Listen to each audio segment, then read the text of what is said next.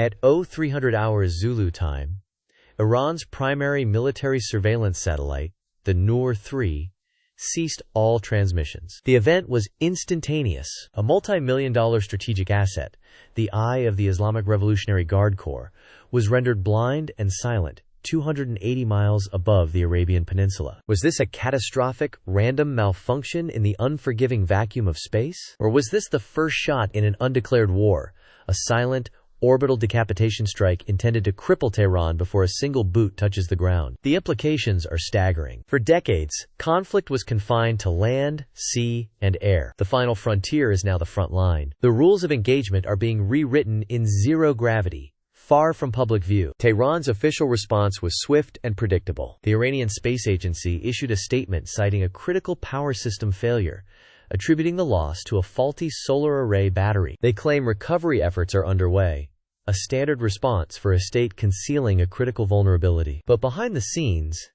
in the secure communication centers of the IRGC, the narrative is not one of malfunction. It is one of aggression. The Noor-3 was not just a communications asset. Launched in September of 2023, it was the centerpiece of Iran's burgeoning space-based intelligence network. It provided high-resolution imagery, signals intelligence, and secure command and control links for proxy forces across the entire region, from Hezbollah in Lebanon to the Houthis in Yemen. Its loss is not an inconvenience.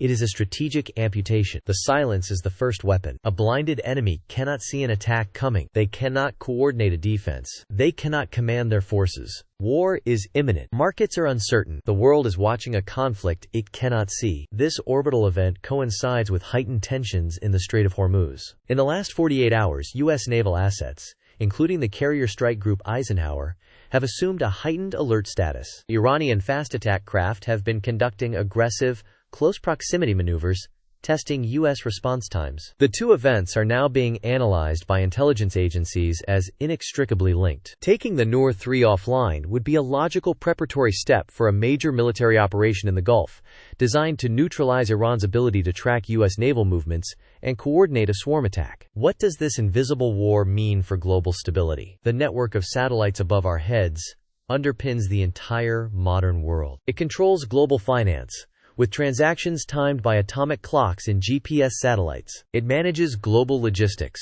tracking every container ship and cargo plane. It runs the navigation in every car, phone, and airplane. A conflict that targets this infrastructure, even on a limited scale, could trigger a cascade failure with catastrophic economic consequences. A 1% disruption in GPS timing could cost the global economy over $1 billion per day. We are at the 3-minute mark, and intelligence analysts have just flagged a critical new development. Pentagon sources, speaking on deep background, have confirmed that the U.S. Space Force's highly secretive X-37B spaceplane altered its orbital inclination precisely 72 hours before the Noor-3 went dark. Its new trajectory placed it within a calculated window of opportunity, passing over the Iranian satellite's position at the exact moment of the incident. The X-37B is one of America's most classified military assets. Resembling a miniature space shuttle, it is an unmanned, reusable vehicle capable of staying in orbit for years. Its official mission is to test experimental technologies. Its unofficial, suspected capabilities are far more menacing,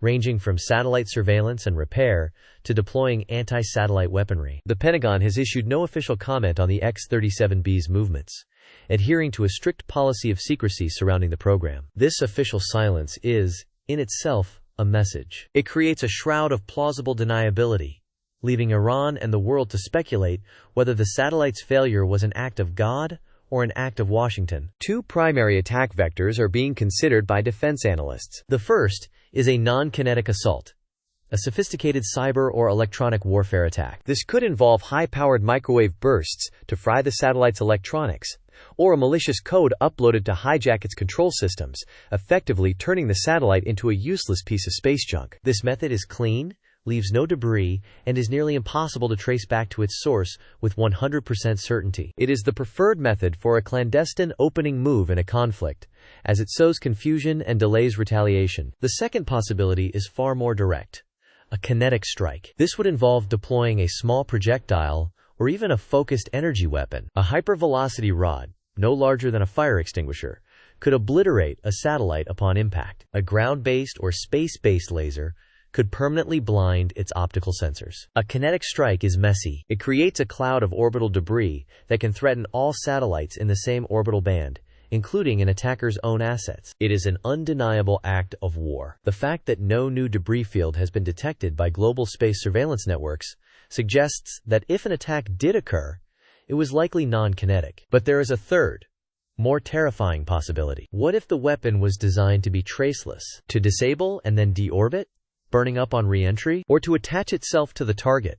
A parasitic weapon that waits for a command? The technology for such a strike exists within classified programs. The silence from space is deafening. We are now at the 6-minute mark, and new imagery is just coming in. Commercial satellite imagery from Planet Labs and Maxar Technologies, taken just 6 hours ago, shows a sudden spike of activity at Iran's Imam Khomeini spaceport in Semnan province. Heat signatures consistent with the fueling of a Safir or Q-based space launch vehicle are visible. Support vehicles are moving into position on the launch pad. This is a clear indicator that Iran is preparing a launch. The question is, what are they launching? Is this a retaliatory strike?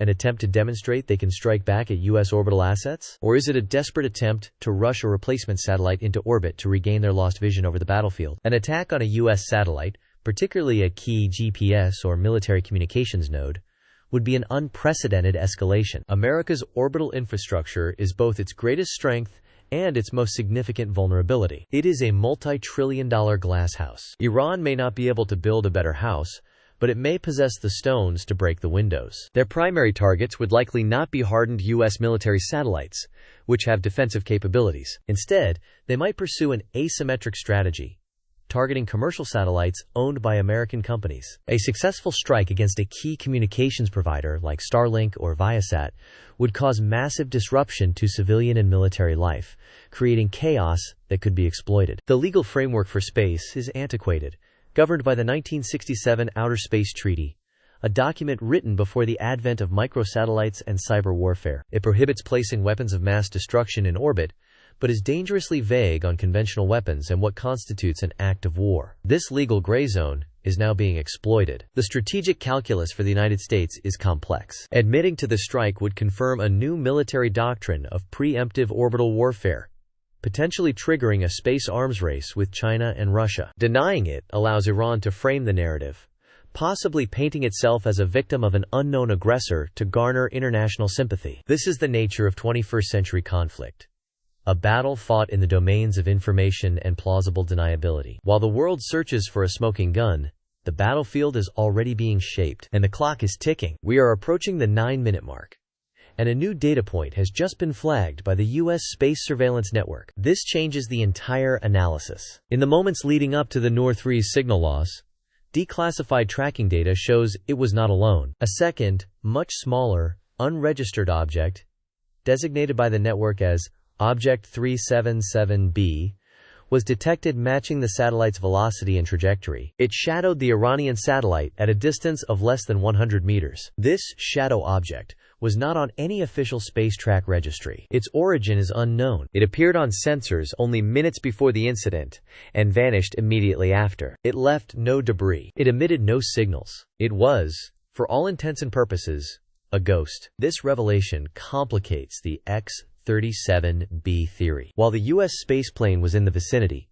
the presence of this microsatellite suggests a more surgical, deniable method of attack. It could have been deployed by the X-37B itself, acting as a remote weapon, or it could belong to an entirely different nation. Both Russia and China have advanced anti-satellite programs, including co-orbital inspector satellites, capable of maneuvering close to other objects. They have a vested interest in testing these capabilities and observing the U.S.-Iran escalation. Israel, with its own sophisticated space program, has the motive and the technical means to blind its primary regional adversary. The shadow object could have deployed a range of weapons: a simple burst of radio frequency energy, a directed chemical spray to coat the satellite's optics, or it could have been a space net designed to entangle and disable solar panels or antennas. The possibilities are numerous and deeply unsettling. This new evidence places the international community in an impossible position. Without a clear perpetrator, any response is a gamble. Tehran's impending launch from Semnan now carries immense weight. If they launch a retaliatory strike,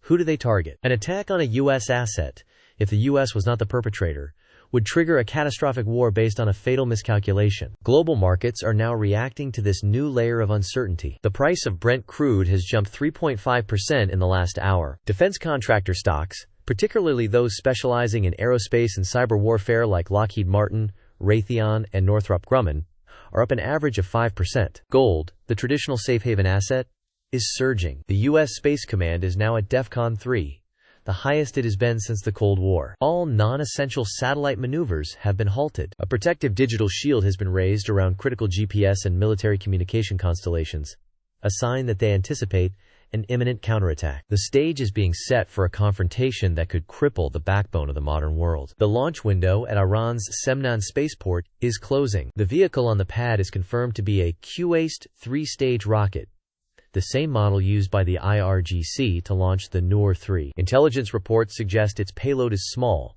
consistent with a weapon or a counter-surveillance asset. Every tracking station on the planet is now oriented toward that single point in the Iranian desert. The fate of global communications, and potentially global peace, rests on the trajectory of that launch. A secured communication from a U.S. Navy listening post in the Persian Gulf has just been decrypted. It contains an urgent alert regarding the Iranian missiles guidance system. The launch is confirmed, but its telemetry indicates its trajectory is not orbital. It is ballistic, and its target is not in space. It is aimed directly at the U.S. Fifth Fleet's Command and Control Center in the Persian Gulf. This is not a counterstrike in space.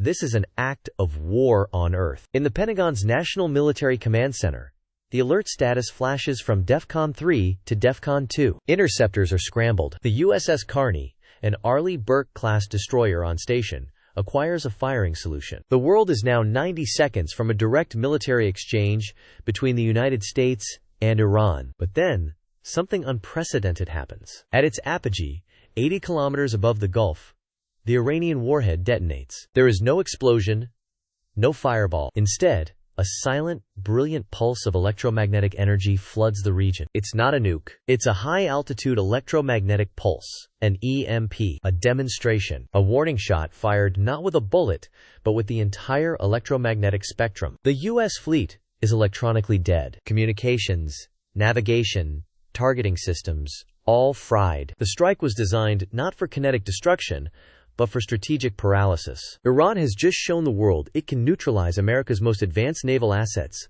without firing a single shot that breaks the skin of a ship. It's a message.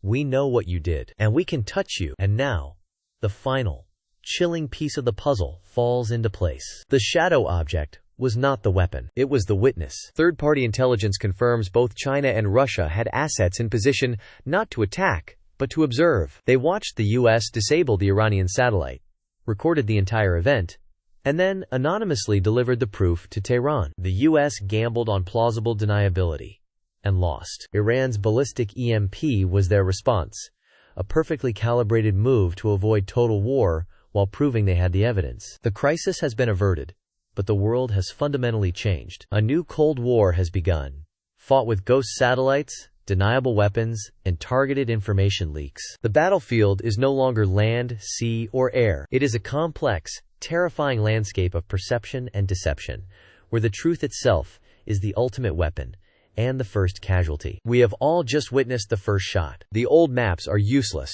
The rules have been rewritten. To understand the new front lines and navigate the chaos, you need a new kind of intelligence. Subscribe to global_crisis_radar, because the next crisis is already on the horizon.